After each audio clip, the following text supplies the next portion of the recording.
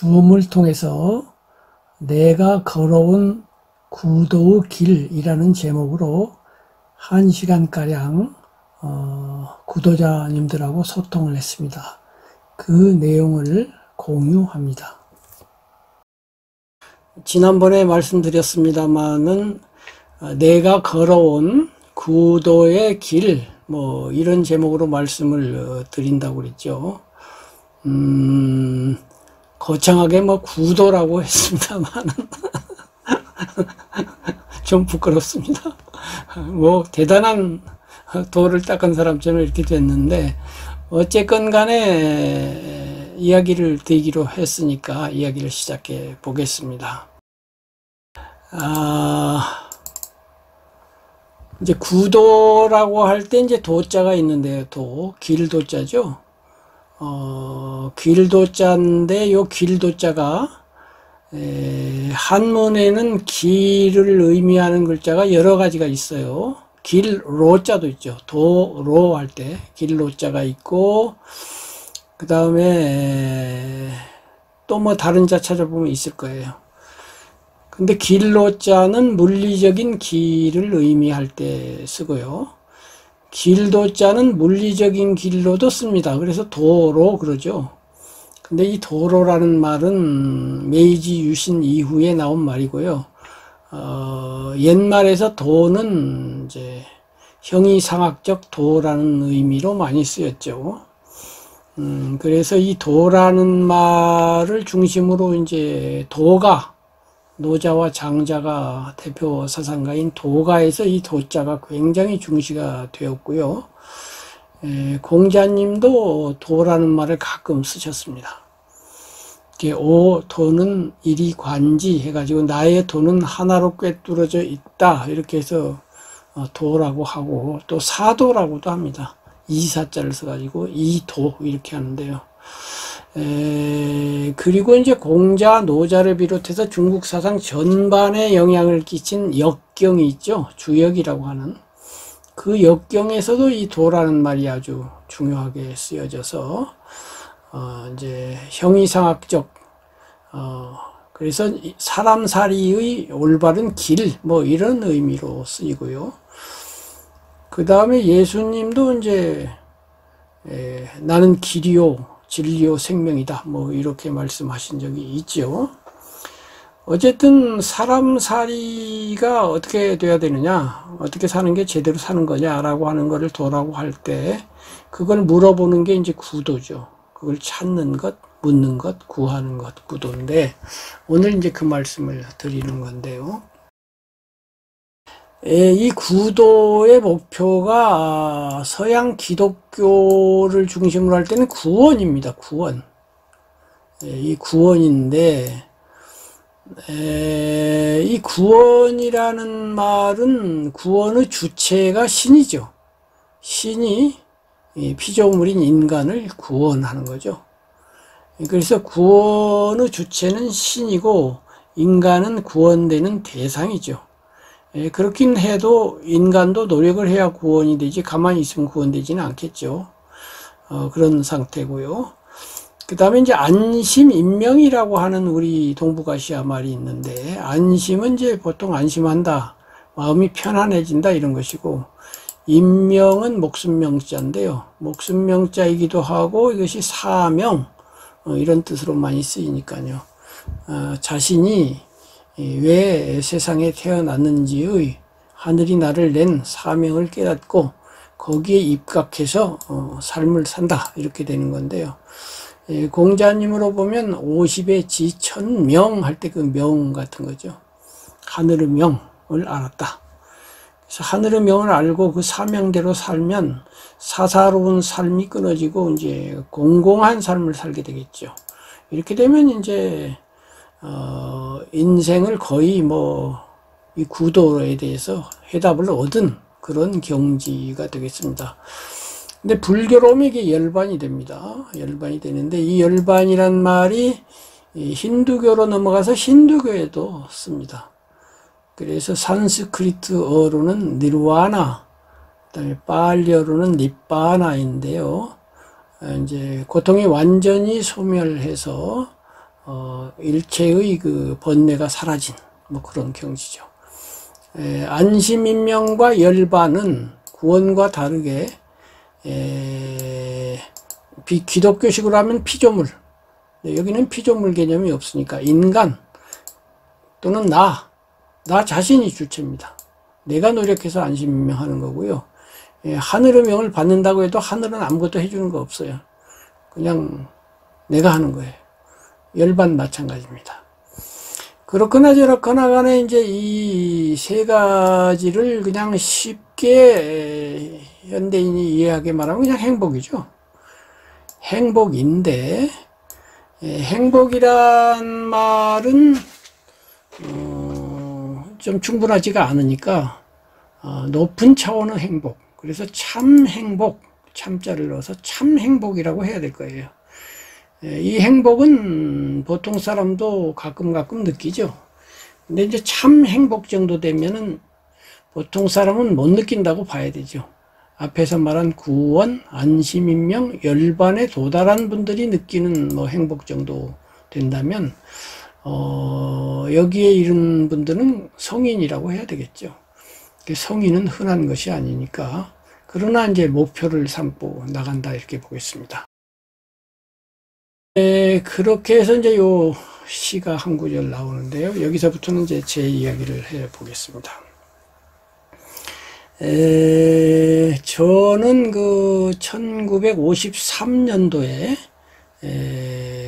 전라북도 장수라고 하는 경상남도하고 전라북도를 경계짓는 산맥이 있는데요. 그 산맥, 노령산맥 그 아래에서 태어났습니다. 그래서 그 산을 넘어가면 경상남도가 되는 거기입니다.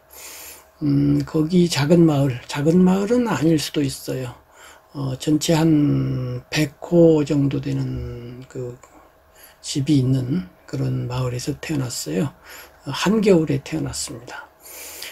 그런데 태어나고 3일째 되는 날 경기를 일으켰다고 합니다. 심각하게 경기를 일으켰대요. 경기를 일으키면 막 비명을 질렀겠죠. 그리고 마침내는 숨이 멎었다고 합니다. 그 죽었는데 정말로 죽었답니다. 죽은 것 같은 게 아니고 완전 죽었대요. 이런 이야기는 다 저희 누님한테 들은 이야기인데요. 이제 저희 마을이 그 개천이 있고 이쪽 편에는 한 60호 정도, 70호 정도 살고요. 저쪽 편에 한 20, 30호 사는 그렇게 양쪽으로 마을이 있는데 건넌 마을에 어떤 할머니가 있었다고 그래요. 그런 동네에는 예전에는 좀 신기가 있는 그런 분들이 한두 분 있었습니다. 그분이 좀 그런 분이었던 것 같아요. 신기도 있고 하여튼 좀 특별한 분인 것 같은데 약간 무속적인 분이었을 수도 있어요. 정말로 죽었는지 와서 봐주세요 이렇게 부탁을 했대요. 재미있는 이야기입니다. 그래서 그 할머니가 이제 와가지고 큰 바늘을 하나 가져왔더랍니다. 대바늘이라고 그러죠. 굉장히 큰 바늘이죠. 거의 뭐 한 뼘이나 되는 큰 바늘이죠. 그걸 가지고 와서 이 죽어있는 아무개 조그마한 아기의 그 중요한 부위에다가 콕 찔렀답니다.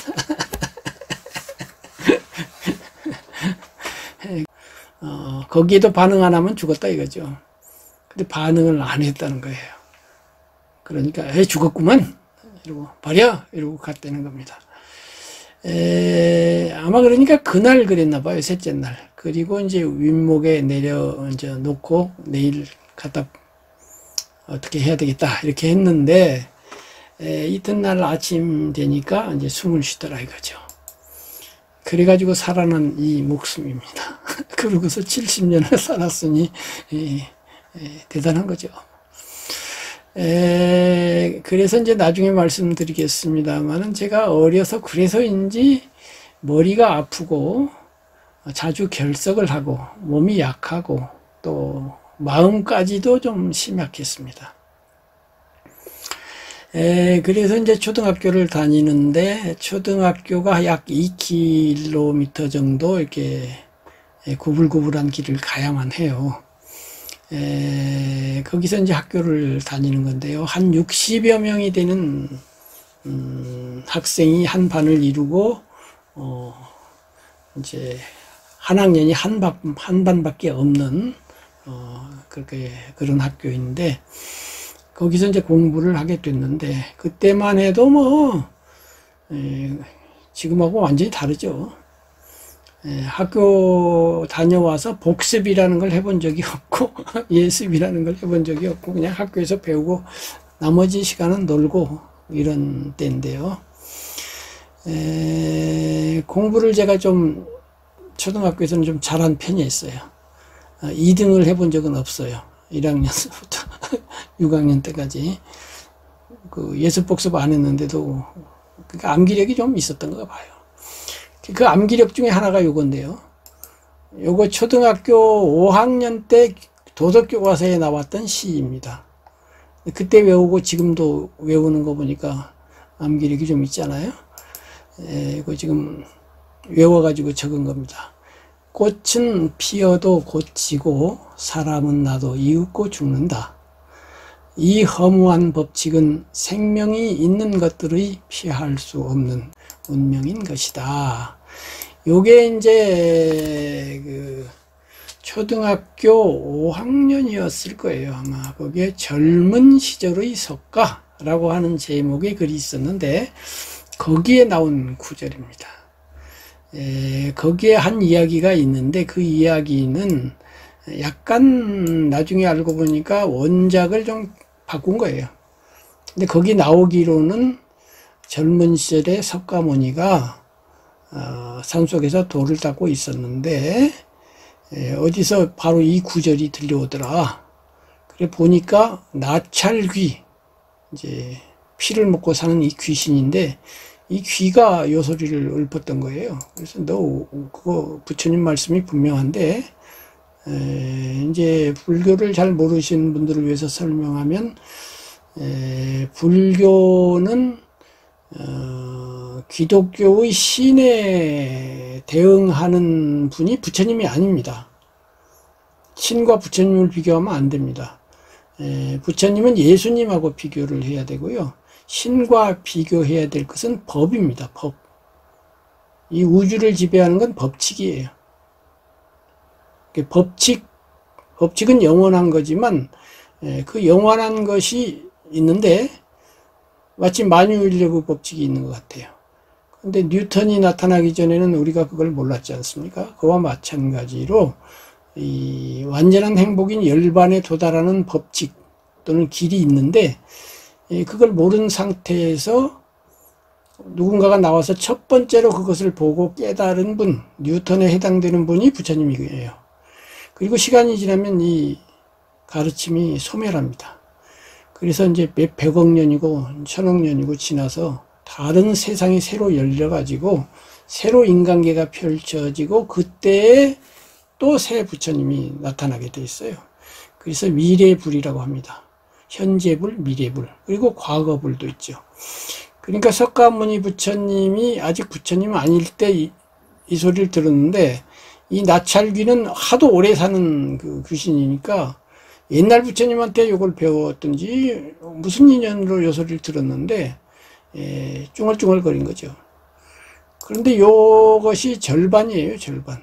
앞귀절이에요. 그래서 요 뒤에 답이 있어요. 답이 있는데 앞에만 쭝얼거리니까 야, 그 뒤에 것 좀 말해달라 하니까 나찰귀가 나는 지금 배가 고프다. 그래서 네가 목숨을 주면은 그 보답으로 내가 알려주겠다 이렇게 했어요. 그래서 그럼 그렇게 하자. 우선 이제 나무에 올라가서 마지막 구절을 듣고 뛰어내렸더라. 뛰어내리니 나찰귀가 두 팔로 받았는데 알고 보니 그게 나찰귀가 아니라 제석천이라고 하는 신인데 그렇게 변신을 했더라. 뭐 이런 얘기예요. 그래서 구도를 위해서 목숨을 버리는 이야기인데 이야기가 이제 원작은 조금 다릅니다. 그런데 어쨌든 거기는 그렇게 나와 있었어요.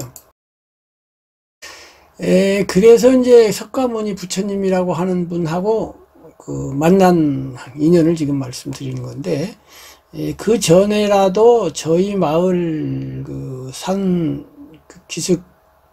산 위로 올라가면 거기에 그 작은 암자가 있었고, 거기에 가끔 들러보면은 컴컴한 대웅전이죠. 그 부처님 모신 데가 있는데 분위기가 영 마음에 안 들고, 저는 별로 불교에 대한 이미지가 좋지 않았더랬습니다. 그런데 이제 이런 일을 겪었고, 이것도 별로 요 시기는 제가 문학적인 소양이 있어 그런지 시로서는 이것을 기억하게 됐지만은 전체적인 느낌은 그렇게 인상적이지 않았고요. 특히 거기 그려진 나찰귀의 모습이 아주 마음에 안 들었어요. 귀신은 저 안 좋아하거든요. 그랬는데 6학년 때 가니까 이번에는 또 4대 성인 이야기가 또 교과서에 나왔어요. 이게 4대 성인 이야기를 또 듣게 돼서 또 이제 구도의 밑받침이 된 거죠. 그런데 거기에 이 말이 나왔습니다. 기소불력 물시여인. 여기 논어에 있는 공자님 말씀이죠. 아마 한문으로는 안 나왔을 거예요. 그 기소불력, 몸기자. 몸기자는 나라는 뜻이거든요. 내가 불력하고자 하지 아니하는 것을, 바른 것을 물시여인 하지 마라, 베풀지 마라, 사람에게. 그러니까 내가 하고 싶지 않은 일을 남에게 시키지 마라. 이게 이제 기소불력 물시여인인데요. 입장받고 생각하라. 이른바 역지사지하라 이거죠. 또 거기에 예수님의 이 말씀, 내가 대접받고자 하는 대로 남을 대접하여라, 이 말씀도 나왔어요. 그래서 그 4대 성인 이야기에 뭐 공통점, 인류 성인들의 기본이 요거다 하는 내용이 나왔는데, 정말로 이거 중요한 내용이고, 나중에 이제 언젠가 여기에 대해서 또 길게 이야기할 기회가 있을 거라고 생각이 됩니다. 그런데 이제 저는 7남매가 살아남았어요.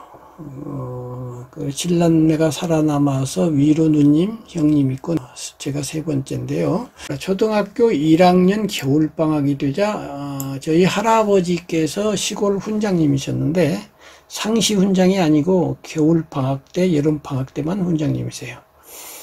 그래서 마을 청년들을 모아놓고 저희 사랑방에서 이제 한문을 가르치셨는데, 겸하여 형하고 형은 저보다 2년 10개월이 빠릅니다. 약 3년이죠. 같은 책을 공부를 했어요. 천자문을 공부를 했습니다. 그리고 이제 해마다 방학 때가 되면 다음 과정에서 초등학교 6학년이 되니 명심보감을 배우게 됐어요. 그래서 이 명심보감이죠. 그 첫 구절이 이제 각 편이 있는데, 첫 번째가 이제 착한 거에 대해서 말하라는 편인데요. 자활. 공자님이 말씀하셨다 이거죠. 위선자는 착할 선입니다. 착함을 행하는, 하는 사람은 자활, 착하게 행동하는 사람은 하늘이 갚는다. 이거는 이제 어조사고요. 복으로서 갚고, 위불선자는 착하지 아니하게 행동하는 그런 나쁜 사람은 하늘이 화로서 갚는다. 요 구절이 나와요. 그리고 이제 그 다음 구절이 한소열이 장종에 해가지고 이제 그 삼국지에 나오는 유비, 나중에 소열 황제가 됐잖아요. 그래서 한소열이라는 거는 소열제, 유비가 죽을 때에 후주, 선주니까요. 앞에 임금이고 뒷임금, 임금이 2명밖에 없었기 때문에 후주에게 이제 말씀하시기를 하고서, 작은 일이라도 착한 일은 꼭 해야 되고 어쩌고 저쩌고 하는 그렇게 해서 쭉 태공이 왈 하고서 계속 나옵니다. 이제 요게 있었는데요. 제가 어려서 약한 체질을 가지고 있었고 내성적이었고 그랬는데요. 그래서 그랬는지, 혹은 이런 거를 많이 듣게 되어서 그랬는지, 이런 걸 근데 저만 들은 건 아니잖아요. 학교에서 다들 배운 거죠. 그런데 요런 거는 이제 적어도 그 동네에서는 저만 배운 거죠. 학교에서는 안 배운 거죠. 그래 그랬는지, 혹은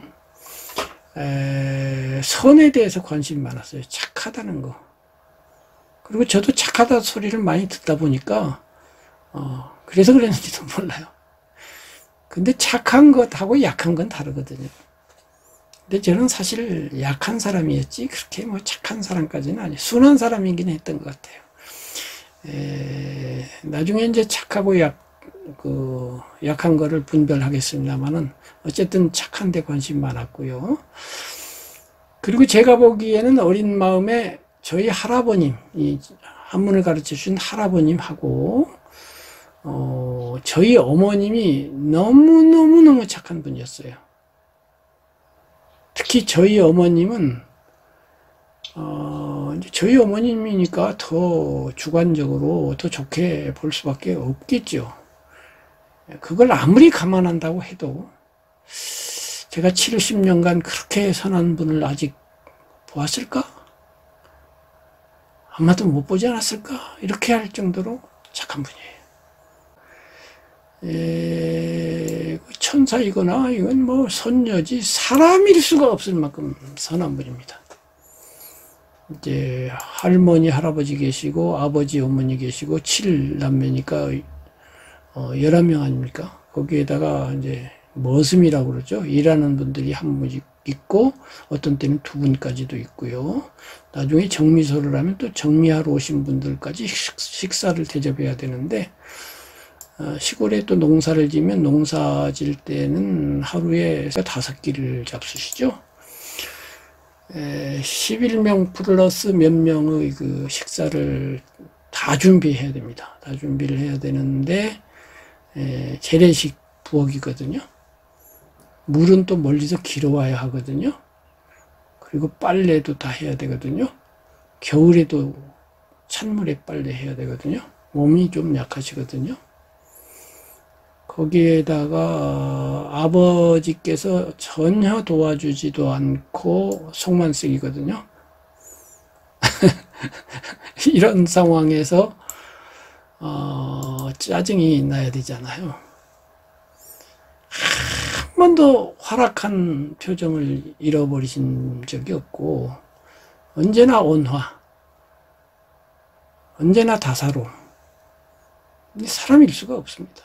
심지어 아버지께서는 5일장 때마다 술이 만취해 오셔가지고 집안을 완전히 뒤집어 놓기를 거의 뭐 상시적으로 하십니다.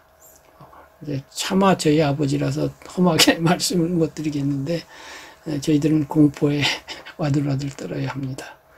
그 선하고 그렇게 자비심이 많으신 할아버지도 감당이 안 되니까 그냥 피해버립니다.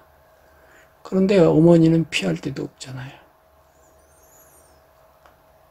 그렇게 아버지는 집만 되신 분인데요.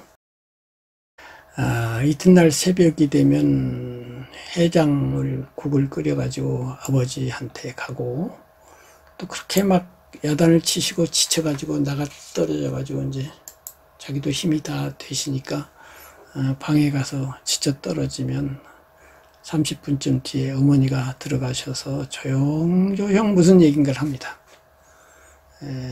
여보 당신 같은 말은 그때 안 했어요. 인역이라는 단어를 씁니다. 당신, 그대 이런 뜻이죠. 인역이 뭐 이렇게 하죠. 아주 조용한 어조로 뭐라고 야, 요즘 말하면 그게 힐링입니다. 이 얘기를 하는데 그럼 아버지는 조용해지면서 그대로 이제 잠에 드시겠죠. 이튿날 이렇게 해장국을 끓여 갖다 드리는 게 어머니입니다. 이 어머님은 저에게 평생 화두예요. 왜냐하면 그렇게 선하게만 사시다가 46세에 돌아가셨는데요. 마지막 3년은 극심한 병고를 앓다가 가셨습니다. 이것이 화두일 수밖에 없는 거죠. 지금 이거와 관계가 있습니다. 위선자는 천보지복하고 위불선자는 천보지화한다며요. 공자님이. 공자님 같은 분이 하신 말씀인데 이게 맞아야 되잖아요. 그 어머니한테 맞나 이 말이에요. 무슨 복을 주셨냐 이 말이에요. 이거는 안 맞아도 돼요. 나쁜 놈이 고통받는 것까지는 전 바라지 않아요. 근데 착한 사람은 좀 복 좀 받았으면 좋겠어요. 근데 적어도 어머니의 경우는 모르겠어요. 이것이 이제 내생하고 관련이 되는 겁니다. 이것이 결국은 뭐냐면은 권선징악인데요. 이 권선징악은 인간의 마음 밑바닥에 누구에게나 있죠. 물론 뭐 사이코패스에게는 없겠습니다만. 그런데 이 살아생전에 이것이 완성되고 정의롭게 구현되는, 이것이 결국 정의인데, 정의롭게 구현되는 것은 사실 보기가 어렵습니다. 나쁜 사람이 잘 사는 사례가 너무 많아요. 그런데 이제 동화책에는 전부 이렇게 돼 있죠. 근데 머지않아 동화는 틀린다. 이 세상은 동화가 아니다. 어른이라는 건 그것을 졸업하는 것이다 라고 하는 시대가 오죠. 근데 저는 굉장히 교과서적인 사람 내지는 교과서를 믿는 사람이에요. 이런 교과서를 믿는 거죠. 동화를 믿는 거죠. 그래서 현실에서 계속 쓰러집니다. 당합니다. 이 똑똑한 동화를 부정하는 친구들한테 당하는데, 그래도 끝내 저는 이거를 떠나지 못해요. 동화, 성인들의 말씀, 선한 것은 반드시 좋은 것이고 선하지 않은 건 반드시 안 좋은 것이다 라고 하는 신념, 요거는 흔들릴지는 몰라도 지금까지도 유지되고 있고요. 이건 굉장히 중요하다고 봅니다. 어떻게 이 교과서의 가르침이 현실이라고 하는 가혹한 단련을 뚫고 명명하게 뚜렷하게 살아있을 것인가? 이것이 구도하고 정말로 관계가 있다고 저는 생각을 합니다. 그런 얘기는 이제 앞으로 뭐 여러분들이 몇 회까지 제 얘기를 들을지, 아니면 몇 회 하다가 이제 듣는 분이 없어서 그만둘지 그건 모르겠습니다만은 언젠가 제 생각을 자세히 말할 때가 있으리라고 봅니다. 어쨌든 간에 이제 이런 일이 있었고요.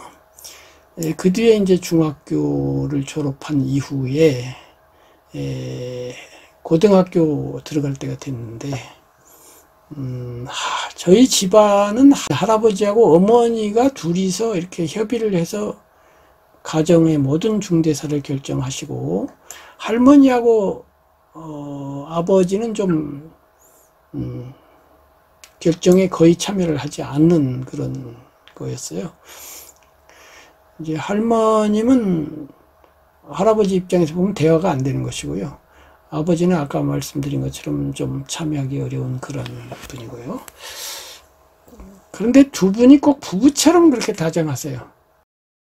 어머님이 부엌 일을 하다가 이렇게 하면은 할아버지가 가서 불을 떼주면서 둘이 뭐라고 다정하게 이야기를 하는데, 아마 어머님이 그렇게 선함을 유지할 수 있었던 데는 그래도 당신의 말을 경청해주고 서로 대화할 수 있는 할아버지가 계셨기 때문일 것이고, 할아버지도 어떤 면에서는 어머니에 많이 의지를 하셨을 거라고 생각이 돼요. 근데 어느 날 새벽에 제가 깼는데 머리맡에서 두 분이 상의하는데 보니까 저희 집에 빚이 어마어마하게 많은 거예요. 뭐 쌀로 한 100가마 정도. 지금으로 치면 그게 한 뭐 10억 이렇게 되는 거랑 마찬가지입니다. 엄청난 겁니다. 그런데도 유지가 되는 게 이제 할아버지께서 워낙 그 공덕을 많이 지셨어요. 동네 애경사, 결혼식, 장례식 전부 다 주관하는데 전부 봉사집니다. 아무런 보상이 없습니다. 이름 다 지어주고 뭐 그런 거 다 해주시거든요. 그리고 이제 덕이 있으시니까 빌려달라면 잘 빌려주는 거예요. 그러니까 빚만 자꾸 늘어나는 건데, 그래서 그때 사춘기 시절이기도 해서 저도 공부도 하기도 싫었어요. 사실은 공부가 뭐 별 의미도 없는 것 같고, 그래서 고등학교를 안 가겠습니다. 이런 형편에 제가 고등학교 갈 형편이 아니잖아요. 그래서 고등학교를 안 갔습니다. 안 가고 이제 서울로 올라와서 이제 먼저 올라온 형 누나의 후원을 받으면서 공장회를 다녔습니다. 그래서 저는 고등학교를 나오지 않았고요. 그러다가 이제 21살 땐가 시골에 계신 어머니가 아프셔서 올라오셨어요. 치료하러. 근데 오래전에 아팠는데도 저한테는 알려주질 않았어요. 걱정할 것이다, 혹은 어머니를 너무 사랑하니까 얘가 마음도 약하고 상심할 것이다 안 알려주다가 알게 되었고요. 내려가셨는데 얼마 있다 돌아가셨다고 전보를 받고 갔습니다. 갔는데 살아계신 거죠. 그거 좀 신기한 건데요. 어머님은 정말로 돌아가셨답니다. 저하고 비슷한 건지 모르겠는데, 그런데 염까지 다 했는데 깨어나셨어요. 그래갖고 저가 가니까 그야말로 피골이 상접해 계셨는데요. 그리고 3일 있다가 다시 돌아가셨는데요. 저하고 누님을 보고 가시려고 그랬는지 그건 모르겠습니다. 그때까지 저는 죽음에 대해서 상당히 공포감을 갖고 있었어요. 그래서 어렸을 때 제가 몸이 약해서 몽유병을 알았는데요. 잠자다 꿈을 꾸면은 어디론가 가야만 한다는 압박감을 느낍니다. 앞으로 가야 되는 거예요. 왠지는 몰라요. 반드시 가야 되는데 안개가 자욱합니다. 근데 앞에 뭐가 있는지 모르는데 아마도 낭떠러지나 굉장히 아득한 뭔가가 있어서 가기가 싫은 거예요. 근데 가야만 되는 거죠. 그래서 막 소리를 지르면서 간다 안 간다 이러고 있는 거예요. 그러다가 이제 한참 땀을 뻘뻘 흘리고 그러고 있다 보면 어렴풋하게 소리가 들립니다. 그건 이제 살아계신 어머니하고 할아버지가 제 주변에서 저를 깨우려고 막 하시는 그런 소리가 들리는 거예요. 그러면 이제 정신을 차리는데 땀이 굉장히 많이 난 상태에서 그대로 골아떨어져서 다시 잠에 들게 됩니다. 그리고 어렸을 때 보면 시골에서 사람이 죽으면은 상여가 나가면서 울긋불긋한 그 상여가 나가면서 그 특유한 한국식 호곡 소리 있잖아요. 어이 뭐 하는 소리 있잖아요. 그런 소리가 귓전에 이렇게 기억이 되면서 이런 것들이 모두 어우러져서 죽음의 공포라는 말보다는 뭐라고 할까요? 아득함? 공포도 포함되지만 아득한 그런 그런 감각이 있었거든요. 그런데 어머님의 시신을 딱 보는 순간 죽음이 전혀 다른 얼굴로 나타나더군요. 이제 어머님의 시신을 딱 보는 순간, 그래서 공포라는 건 항상 미지의 것에서 생깁니다. 못 보는 데서 생깁니다. 죽음 이후를 본다면 공포가 없어지겠죠. 근데 모르기 때문에 셰익스피어의 햄릿에서도 사느냐 죽느냐 이것이 문제다 하고 그 뒤로 쭉 이어지는 말의 핵심이 그거거든요. 왜 우리가 용감하지 않으냐면 죽고 나서를 몰라서 그렇다, 뭐 요점 그런 건데요. 미지, 그러니까 어둠 속에서 뭐 허연 것이 어른어른하면 저게 뭔지 모를 때는 두려운데 가서 보니까 비닐이네 이렇게 알게 되면 공포가 사라지죠.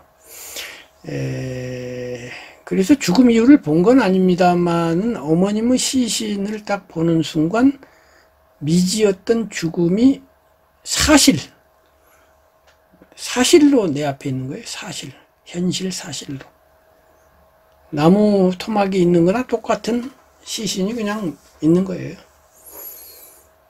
그러자 갑자기 죽음이 단순해지면서 그렇게 무섭지 않게 된 거예요. 물론 저에게 죽음이 닥치면 무섭겠죠.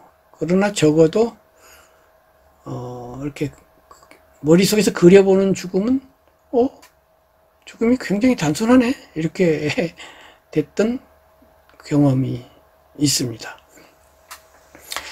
그렇게 했는데요. 이제 그 뒤에 제가 계속해서 시골에 남아 있다가 군대를 갔습니다. 이제 군대를 가서 이제 3년을 마치고 돌아왔는데요. 그 사이에 저는 책을 읽기를 좋아했기 때문에 이제 그 청계천 7가 8가에 헌책방이 많았죠. 거기서 고전들만 샀습니다. 저는 교과서적인 사람이기 때문에 유행하는 책 안 삽니다.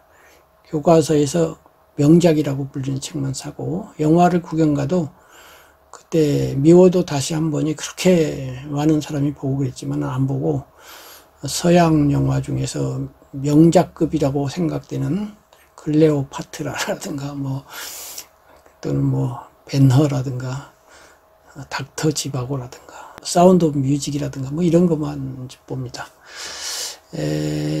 그러면서 또 그때 샀던 책들을 지금도 몇 권 가지고 있는데, 단테의 신곡, 게테의 파우스트, 셰익스피어 전집은 아니고 선집, 이런 거를 봅니다.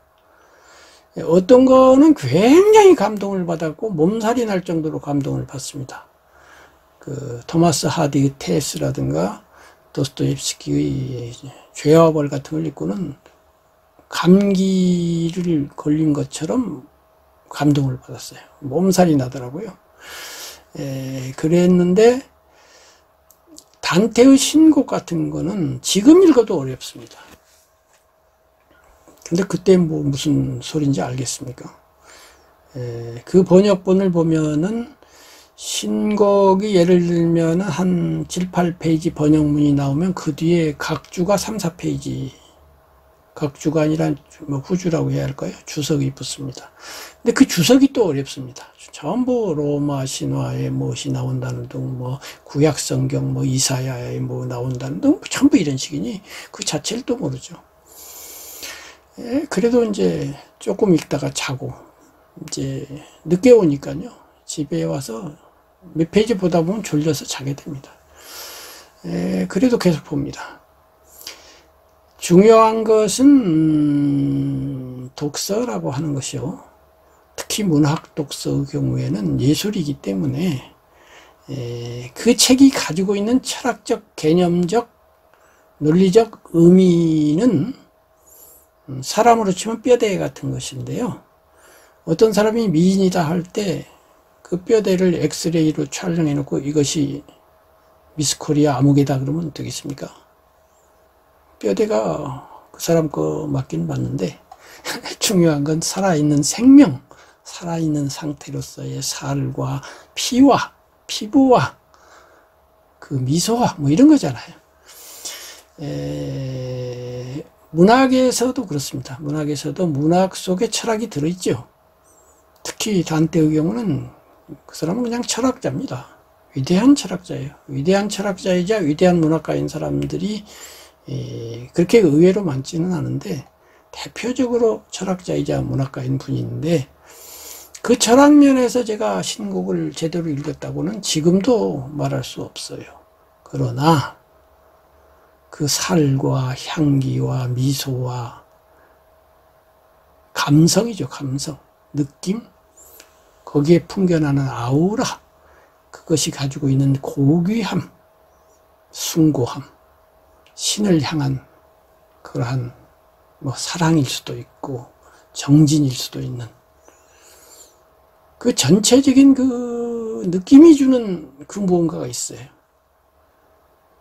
그거는 저를 감동시키고, 여기에 고귀한 것이 있다, 숭고한 것이 있다, 정말 여기는 뭔가가 있다, 이것을 느낍니다. 다른 문학 작품에서도 비슷해요. 도스토옙스키의 작품 같은 경우도 철학적이죠. 중간중간에 그냥 철학 토론을 몇 페이지씩 하고 그러죠. 못 알아듣는다고 해도 작가의 치열한 정신이라든가 이런 걸 느끼는 거죠. 이렇게 해서 이제 문학 공부를 하게 됩니다. 근데 여기까지 얘기했는데 벌써 40분이 지났나요? 40분이 넘었네요. 40분이 됐네요. 이렇게 어떻게 해야 되나? 제가 중간에 많이 새길로 빠졌나 봐요. 그러나 어차피 오늘은 얘기를 하기로 했으니까 40분이 넘더라도 계속 하는 편이 낫겠습니다. 그렇게 해서 이제 고향에 왔는데 배운 것도 없고 몸도 약하고 집에서 후원해 줄 수도 없고 뭐 그야말로 소도 뭐 비빌 언덕이 있어야 된다는데 정말 어떻게 해볼 도리가 없는 청년이 거기 하나 있습니다. 만 25 먹은 청년이 있는 건데요. 그때 저는 딱히 그렇게 생각은 안 했지만 신이라고 하는 존재를 마음속으로 암암리에 인정하고 있었어요. 그것이 또 운명일 수도 있어요. 신이거나 운명인데 어쨌든 신이든 운명이든 간에 나는 신 또는 운명한테 혜택을 별로 받지 못한 사람이다. 난 좀 억울하다. 뭐 이런 생각을 갖고 있었어요. 나보다 건강하게 태어난 사람도 많고 공부할 기회가 있어서 공부 잘하고 있는 친구들도 많고 기타 등등.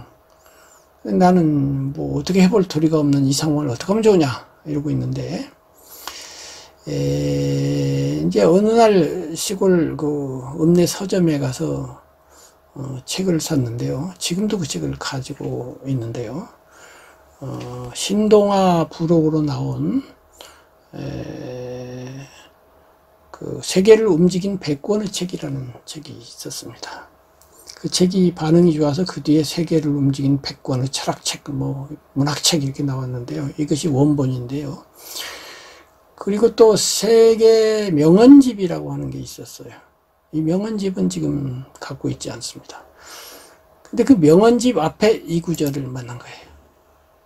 이 베토벤이 이 편지에 쓴 두 구절인데요.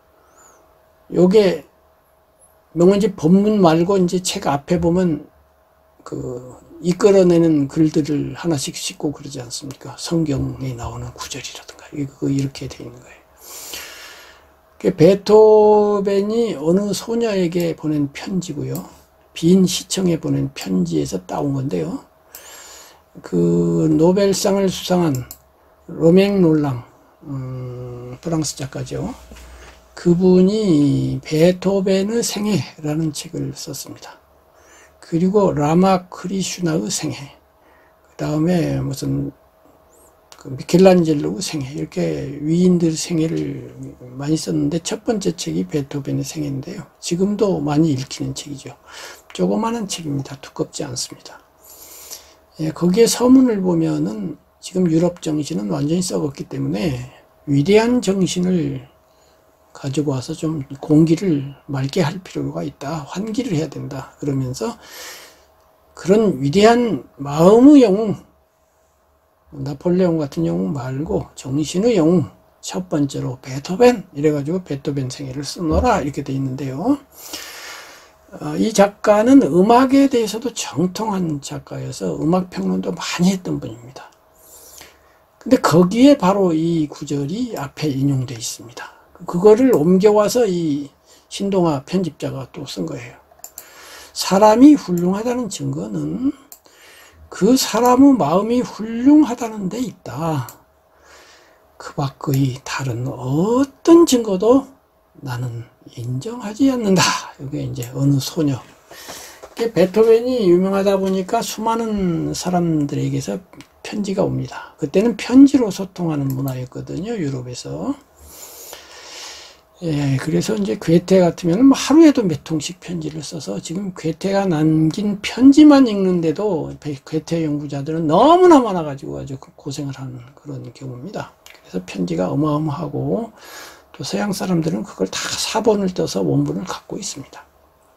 그런데 6살 먹은 피아니스트 펜 소녀가 보낸 편지에 베토벤이 직접 답장을 하는 구절 가운데 요 말이 나오는 겁니다. 사람이 훌륭하다는 증거는 그 사람 마음이 훌륭하다는 데 있다. 이게 또 잘못 썼네요. 사람이 훌륭하다는 증거는 그 사람 마음이 선하다는 데 있답니다. 이거 제가 잘못 썼어요. 선하다는 데 있다. 그 밖의 다른 어떤 증거도 나는 인정하지 않는다. 이렇게 됐어요. 아까 제가 선 이야기 했잖아요. 공자님이 말씀하시기를 선한 사람은 하늘이 반드시 갑니다 하는 선입니다. 그런데 이것이 이제 제가 선에 관심이 있는 사람으로서 또는 제가 신 또는 운명으로부터 혜택받지 못했다고 생각하는 사람으로서 요구절이 와서 저를 딱 한 방 때리는 거죠. 저는 남들은 어떻게 읽었을지라도 저는 이것이 갑자기 저에게 화두 내지는 사색할 거리가 되는 겁니다. 생각을 해봤습니다. 베토벤은 운명으로부터 혜택받은 사람이겠죠. 천재 위에 뭐가 있는지 모르겠어요. 만재가 있다면 만재라고 해도 되고 백만재라고 해도 되는 그야말로 음악사상 두 번째가라고 해도 섭섭할 정도로 훌륭한 재능을 갖고 난 사람 아니겠습니까? 물론 베토벤도 고생 많이 했다고 그래요. 그렇기는 하지만 어쨌든 그 면에서는 대단한 혜택을 받은 사람인데, 그리고 당시 유럽의 제후들이 전부 베토벤한테 잘 보이려고 그랬던 시절이었어요. 나중에 제가 정리하기를 가치라고 하는 것은 안방의 가치 혹은 골방의 가치와 광장의 가치로 분별이 됩니다. 이 광장의 가치라고 하는 것은 남들에 의해서 평가를 받는 가치예요. 다른 말로 타물 의존적인 가치입니다. 타인이나 타물에 의존되어 있는 가치예요. 그 배우가 인기가 얻는다든가, 또는 정치가와 이 예술가가 특히 광장에서 평판을 받는 대표적인 사람들이고, 이렇게 되면은 얼굴이 이쁜 사람도 그래요. 지나가던 사람들이 다 쳐다보고 어릴 때부터 이쁘다 하니까요. 그러면 내면을 돌보기가 어렵죠. 근데 이번에는 내면을 돌보는 안방이라는 데가 있습니다. 이 안방에서는 남이 나를 평판하지 않고 내가 나를 평가합니다. 내가 옳고 떳떳하게 살고 바르고 착하게 살면 그 자체로서 거기에 보상이 있어요. 마음이 평화로워지죠. 남들은 몰라요. 근데 혼자 알아요. 그냥 혼자 미소를 짓죠. 그래서 사람이 훌륭하다는 증거, 이 훌륭하다는 거는 광장에서 유명해진다, 존경을 받는다, 이런 뜻일까요? 그런데 그게 아니다. 안방에서 선하다는 것이 요즘이다 라고 제가 말하면 너는 막 광장에서 인기가 없으니까 정신승리 하려고 변명을 하는데 멋지게 하는구나 라고 하겠죠. 근데 베토벤이 한 말이란 말이에요. 베토벤은 광장에서 의뢰와 같은 박수를 받는 사람이에요. 근데 그 말짱 그거 중요하지 않고요. 이렇게 말을 하는 거예요, 베토벤. 어린 소녀여, 네가 정말로 훌륭하게 되려면 결판은 안방에서 나는데 네가 선하냐 안 선하냐, 이것이 요점이야. 그 밖에 다른 어떤 증거, 유명하다는 등 무슨 뚱딴이 같은 소리 나한테 하지도 말어. 그 밖에 다른 어떤 증거도 나는 인정하지 않다, 이렇게 됐단 말이죠. 이거를 저에게 옮겨와 보자고요.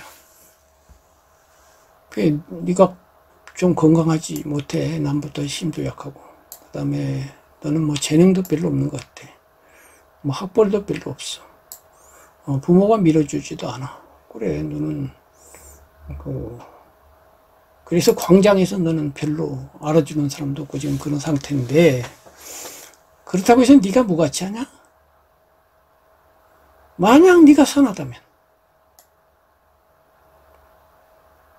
네 내면이 훌륭하다면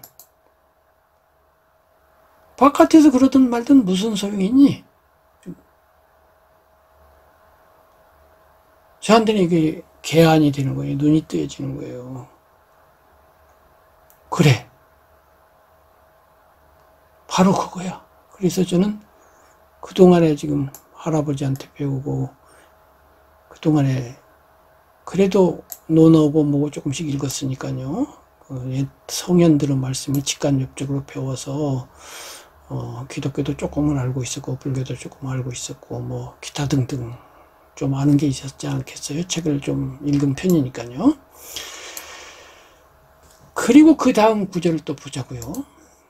옳고 떳떳하다는 이 한 가지 사실만으로 나에게 닥쳐오는 어떤 갓난 신고도 능히 이겨낼 수 있다는 것을 나는 나의 삶으로서 증명하고 싶다. 와!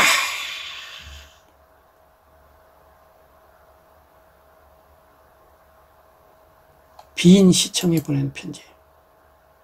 고통받는 과정에서 보낸 겁니다. 베토벤도 고통 많이 받았거든요. 근데 그 고통을, 갓난 신고를 이겨내는 방법이 대부분 뭐 의지를 가지세요, 뭐시 어쩌고 저쩌고 뭐 별별 좋은 말들 많이 하죠. 근데 베토벤은 그 유명한 9번 교향곡 고뇌를 거쳐서 환희, 이게 주제라는 거 아닙니까? 갓난 신고를 거쳐서 환희에 도달해서 그 마지막 피날레를 장식하는 인류 역사상 가장 많은 사람들을 감동시키고 가장 높이 정신을 들어올린 작품이다 라고들 하잖아요. 그 갓난 신고를 이겨내고 도달하는 그러한 지고한 환희가 무엇으로서 되느냐? 앞으로 가면 선한 마음, 여기에서 와는 옳고 떳떳함. 옳고 떳떳함이라고 하는 방법으로 돌파하겠다 이거예요. 비굴하거나 무슨 얍삽한 꾀를 쓰거나 하지 말고 직진! 이걸 가지고 나는 이겨내겠다. 이겨내는데 이겨내겠다가 아니라 나의 삶으로서 증명하겠다. 입으로 쫑알거들지 말고 내가 그렇게 살아냄으로써 야! 옳고 떳떳한 정신만으로도 어떤 고통이라도 이겨낼 수 있구나. 베토벤을 봐! 라고 남들이 말할 수 있는 그런 사람이 돼보겠다 하고 하는 거죠. 그러니까 저는 지금까지 출사표라는 게 있죠. 출사표. 군대를 이끌고 나가는 대장이 임금에게 올리는 글을 표라고 하는데요. 그렇게 군대를 이끌고 나가는 걸 출사라고 하니까 출사표인데요. 제갈공명의 전 출사표와 후 출사표가 너무 유명하죠. 그런데 이거야말로 삶의 출사표가 아닐까요? 구도자의 출사표가 아닐까요? 이 두 구절. 안방에서 결판이 난다. 이건 선에다 포커스가 맞춰져 있는데 선은 좀 약한 느낌을 주는데 이번에는 선한데 강해요. 이래야 선이에요. 약한 게 아니에요. 강하기 때문에 선하고 선하기 때문에 강한 그런 정신으로 출발해서 살아보자! 이게 발심 아닐까요? 불교에서 그렇게 말하는 발심이 뭐 발보리심 해가지고 뭐 별별 소리 다 하는데 그런 교리 어려운 얘기 그만두고요. 우리가 느낄 수 있는 발심은 이런 발심 아닐까요? 그래서 저는 나이 25살, 6살 그 무렵에 이 마음나라, 수행나라, 구도나라에 말단 2등병으로 입대를 했습니다. 살아보자. 이렇게요. 그리고 오랜 세월이 흘렀습니다. 시간이 많이 됐기 때문에 그 중간 과정까지 다 하면 시간이 2배로 걸리니까 훌쩍 건너뛰도록 하겠습니다. 그 뒤에 내가 검정고시도 하고 뭐 공부도 하고 이렇게 했습니다만은 그때 문학이라는 길 쪽으로 방향을 틀어서 1985년에 단이라는 책으로 베스트셀러를 만들고 그 뒤로는 이제 자유인이 되어서 직장 없이 지금까지 살았습니다. 자유롭게 살았죠. 그래서 위로 모신 사람도 없었고 밑으로 거느린 사람도 없었고 문학단체 같은 데 가입하지도 않았고 거의 혜택을 받지도 않았어요. 정부로부터도 하나도 도움을 받은 적도 없고 하여튼 뭐 그런 커넥션을 통해서 얻은 게 거의 없다고 봅니다. 저를 밀어줄 평론가 한 사람, 기자 한 사람 없었고요. 왜? 저는 광장을 중시하지 않겠다. 그건 광장에서 뭔가를 성취하려면 그런 커넥션이 필요한데 가능하면 광장보다는 내가 쓴 책 자체가 가진 힘으로서 한번 살아보자 뭐 이렇게 해가지고 했는데 그러면 제가 베토벤처럼 했으면 지금 좀 위대한 사람이 되었겠지만 제가 1등병부터 그렇게 훈련을 열심히 안 했나 봐요. 그래서 지금 좀 영광급이라도 되어 있어야 되는데 지지부진 충분하지 못한 노력 한때 열렬하다가도 수그러진 마음 이렇게 해서 볼만한 지경에까지는 가지 못했어요. 그러나 조금은 간 것 같아요. 그래서 나이 70이 된 지금 어디까지 왔는지는 모르겠습니다만은 좀 한 곱이 넘긴 느낌은 있어요. 그래서 이제 요 얘기만 하고 끝낼 건데요. 이제 요거 이번에 이제 이어령 선생님이 얼마 전 돌아가시기 전에 몇 년 동안 강조했고 누구나 알고 있습니다만은 메멘토 모리, 죽음을 기억하라, 라틴어죠. 이 메멘토 모리가 이제 로마에서는 전승을 하고 온 장군은 돌아와서 개선식을 하죠. 개선식을 하는데 그때 그 막 찬양을 받고 요즘 같으면 이제 옛날 그 카퍼레이드 같은 거죠. 그걸 할 때 그 평판에 대해서 아주 본인이 그냥 온몸에 전율이 일어날 정도로 기분이 좋답니다. 그렇겠죠. 뭐 수십만 명이 그냥 최고라고 그러니까 광장에서 지금 최고의 정점에 오른 사람이죠. 근데 그때 노예가 옆에 따라다니면서 메멘토 모리라고 쭝얼거린다는 거예요. 너 그렇게 잘난 척 자만심에 빠지지 마. 너도 결국 죽을 거야 라고 말해준다는 거예요. 너는 죽어야 한다는 걸 명심하라. 그때는 인간이라는 걸 명심하라. 이렇게 얘기를 해준다는 겁니다. 참 로마 사람들 현명했던 것 같아요. 저는 앞으로 길어봐야 한 10년 정도 산다고 생각합니다. 그리고 가끔 생각하죠. 죽음의 사신이 와서 야, 너 내일 새벽에 가자 라고 한다고 가정을 해보자고요. 또는 갑자기 무슨 일이 닥쳤는데 제가 몇 번 까무러친 적이 있거든요. 까무러칠 때 바로 까무러칠 수도 있지만 약간 의식이 있으면서 몇 초 만에 까무러칠 수도 있습니다. 그럼 한 5초 만에 까무러친다고 하자고요. 그리고 까무러치고 나서 죽는 거예요. 그럼 그 5초 동안에 이제 죽는구나 라고 할 때에 나는 어떤 마음으로 죽을까? 죽었으면 좋겠는가가 아니라 내가 지금까지 구도자로서 마음을 수양해온 결과 그 죽음에 임해서 얼마나 초연하고 얼마나 맑은 마음, 얼마나 흔들리지 않는 마음, 다면하게 소크라테스가 독배를 의연하게 마시듯이 안중근 의사가 총을 빵 쏘고서 딱 서 있을 때의 그 당당함, 그런 당당함이든지 편안함이든지 아까 말한 안심, 인명이든지 구원이든지 열반이든지 행복이든지 참 행복이든지 간에 그 점에 있어서 너는 어디까지 왔니? 라고를 가끔 묻습니다. 요즘 뭐 명상 합니다만은 이런 사색이야말로 어줍지 않은 명상보다 훌륭한 수행이라고 저는 생각을 합니다. 그리고 불교 입장에서 그것은요, 이렇게 설명되지 않나 봅니다. 여기 3층 탑인데요. 아그탑이 있고 선우탑이 있습니다. 근데 이 둘은 상대적이고 이렇게 시소로 치면 밑에 시소가 나옵니다만 왼쪽 오른쪽에, 그래서 왼쪽에 올라가면 오른쪽이 내려가고 서로 연결되어 있어서 이것은 상대선입니다. 절대선이 아닙니다. 보통 우리가 선이라고 하는 것은 대개 이겁니다. 근데 그 위에 상선, 윗상자 상선인데요. 상선이란 말은 이제 노자에서 가져왔는데 최상선이죠. 요거는 좀 다릅니다. 이쪽에다 그림이 있는데요. 요 상선과 상대선의 관계는 반은 연속이고 반은 단절입니다. 요 상대선을 열심히 계속하면 상선에 도달합니다. 일반적인 착함을 계속하면 진짜 착함이 되는 거예요. 근데 어떤 거는 상선을 버려야만 진짜 선이 되는 것도 있어요.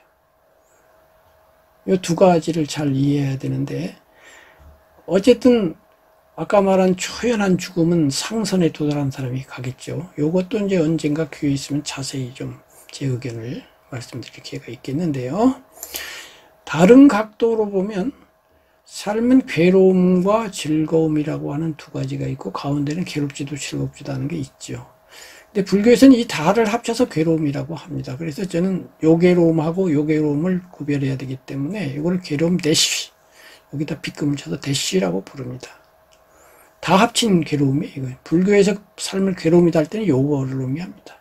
즐거움도 괴로움입니다. 왜냐하면 괴로움은 괴로워서 괴로움이고 즐거움은 영원하지 않아서 괴로움입니다.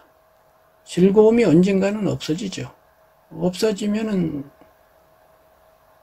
괴로움으로 가거나 무덤덤으로 가거나 해서 왔다 갔다 하게 되죠. 이 왔다 갔다 하는 어지러움 자체가 번뇌이기 때문에 결국 이것도 아까 말한 이 즐거움이 그러니까 여기서의 상대선인 거예요. 상대선. 그런데 요 위에 뭔가가 있습니다. 이거는 즐거움입니다. 이거는 평등이라고 적었습니다만 즐거움인데 요 즐거움은 요거하고 또 달라서 즐거움 대시죠. 이 모두를 떠난 즐거움입니다. 이 모두가 없어져 버린 거예요. 초월한 거죠. 근데 이게 가운데 있어요. 요 즐거움 대시는 여기 있어야 될 것 같은데 여기 가운데 있거든요. 그래서 무덤덤인, 어떤 면에서 그래서 즐거움 대시는 무덤덤인데 이 무덤덤하고 달라서 평등이라고 부릅니다. 이 무덤덤과 평등의 차이는 뭐냐면, 다른 점은 뭐냐면, 무덤덤은 요즘 멍 때리기 할 때 멍돌이같이 멍한 것이고요. 평등은 정신이 또렷한 상태입니다. 맑고 또렷하게 깨어있는, 명상이 잘 되면 그렇게 됩니다. 한편으로는 맑고 깨어있고 밝으면서 한편으로는 평등은 평온이란 말이거든요. 이 시소가 오르내리지 않아서 고요해진 그런 것이 이제 요 평등 평온입니다. 이것이 이제 이른바 해탈된 마음이죠. 그 점에 있어서 이제 현재 김정빈 너는 저에게 묻는 거죠. 얼마나 마음이 평등하며 얼마나 괴로움에 덜 흔들리며 무덤덤에 덜 멍청해지지 않고 맑게 깨어 있으며 즐거움에 대해서도 너무 그렇게 호들갑 떨지 아니하고 다면하고 평온하게 칭찬을 받는다고 하더라도 그렇고 또 비난을 받는다고 하더라도 그렇고 하느냐, 그걸 묻는 거죠. 근데 많이는 안 되었고 그래도 젊을 때보다는 좀 낫다. 거기는 자신 있습니다. 자신이 있고 때로는 이걸 생각하면서 혼자 산책을 하고 그럴 때 빙글에 이제 웃음이 나옵니다. 조금 여유가 생긴 것 같긴 해요. 모르겠어요. 지금 그 이인수 선생님이 그 점 강조하시잖아요. 입으로 떠드는 거 중요하지 않고 그 존재가 어떠냐 이게 중요하다 이러시는데, 제가 그 이제 제3자가 느끼게 하는 그 존재감이 있어서 얼마나 평온하고 얼마나 즐거움 대시인지는 모르겠어요. 근데 하여튼 한 5% 정도는 되지 않았나 그런 생각을 봅니다. 이상 내가 걸어온 구도의 길이라고 하는 제목 아래에 약 한 50분가량 말씀을 드렸습니다. 더 이상 자세히 드릴 말씀도 중간에 있었지만은, 제가 처음에 구상했던 식으로 이야기가 흘러가지 않고, 또, 원래 그렇잖아요. 말이라는 게. 제가 의도하지 않은 스타일로 흘러간 것 같기도 하고, 아니면 잘 흘러간 것 같기도 하고, 그렇습니다.